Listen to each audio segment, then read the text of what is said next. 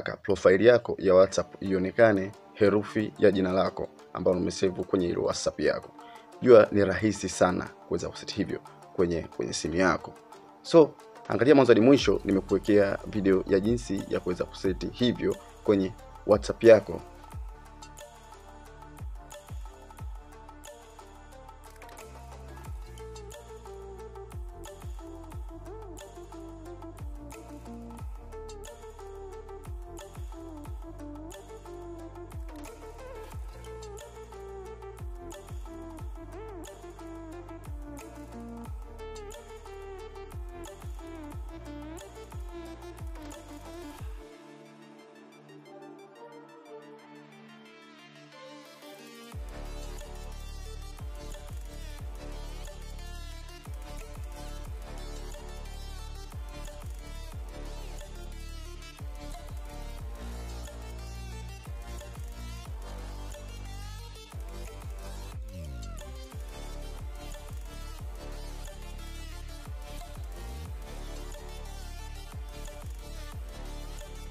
Na hivyo ndio jinsi utakavyoweza kuseti profile yako isiweze kuonekana, yani picha yako isiweze kuonekana au ionekane kwa watu unaowataka kwenye WhatsApp yako. So kama mara ya kwanza kutazama video hii, ni kuombe usahau kunifollow, kulike, comment na kushare ili uwe kwanza kupata kila taarifa yetu ambayo tutakuwa na upload. Na mimi jina langu ni Rajab Synic.